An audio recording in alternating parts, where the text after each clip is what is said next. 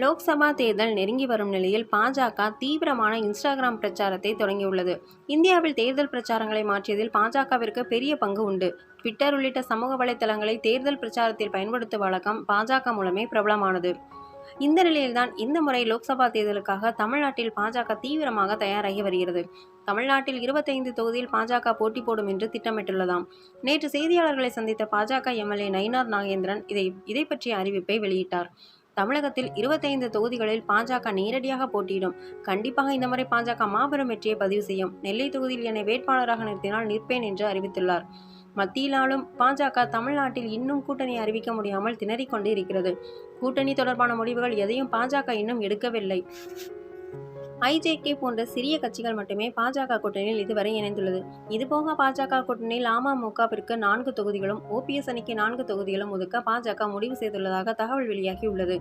பாஜக பாமக கூட்டணி பேச்சுவார்த்தை இறுதிக்கட்டத்தை எட்டியுள்ளதாம். கிட்டத்தட்ட 2 கட்சிகளுக்கும் இடையில் கூட்டணி ஒப்பந்தம் கையெழுத்தாகும் சூழல் ஏற்பட்டுள்ளது. இதில் Anbumani 10 Lok Sabha seat plus 1 Rajya Sabha seat plus 1 அமைச்சர் பதவி கேட்க 1 ராஜ்யசபா சீட் பிளஸ் 1 அமைச்சர் பதவி கிடையாது, 5 லோக்சபா சீட் என்று பாமக கேட்டுள்ளதாம். இதையடுத்து பாமக இறங்கி வந்து 7 லோக்சபா சீட் பிளஸ் அமைச்சர் பதவி என்றுள்ளதாம். இதையடுத்து 7 லோக்சபா சீட் ஓகே பிளஸ் மத்திய பிரிவுகளில் பெரிய பதவி 1 பிளஸ் பாமகவில் ஒருவர் எம்பி ஆனால் அமைச்சர் பதவி பற்றி பார்க்கலாம் என்று பாஜக சொல்லியிருக்கிறதாம். இதை பாமக ஏற்றுக்கொண்டதாக தகவல்கள் வருகின்றன. இந்த நிலையில்தான் லோக்சபா தேர்தல் நெருங்கி வரும் நிலையில் பாஜக தீவிரமான இன்ஸ்டாகிராம் பிரச்சாரத்தை தொடங்கியுள்ளது. ஆளும் திமுகவிற்கு எதிராக பாஜக சார்பாக சமூக வலைதளங்களில் கடுமையான பிரச்சாரம் மேற்கொள்ளப்பட்டு வருகிறது.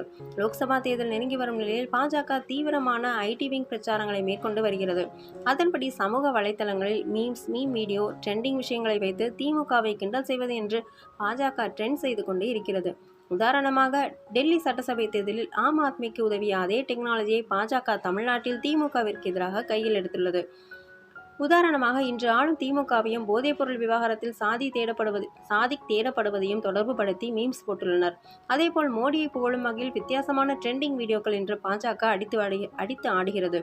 நேற்று கூட திமுகவின் நிறைவேற்றப்படாத வாக்குறுதிகளை கிண்டல் செய்து ட்ரெண்டிங் ரீல்ஸ்களை போஸ்ட் செய்து வருகின்றனர். முக்கியமாக இளைஞர்கள் பலரும் ரீல்ஸுக்கு அடிமையாகியுள்ள நிலையில் அதில் பாஜக தீவிர பிரச்சாரத்தை மேற்கொண்டு வருகிறது. ஆனால் திமுகவோ இதற்கான பதிலடியை கொடுக்க தொடங்கவில்லை.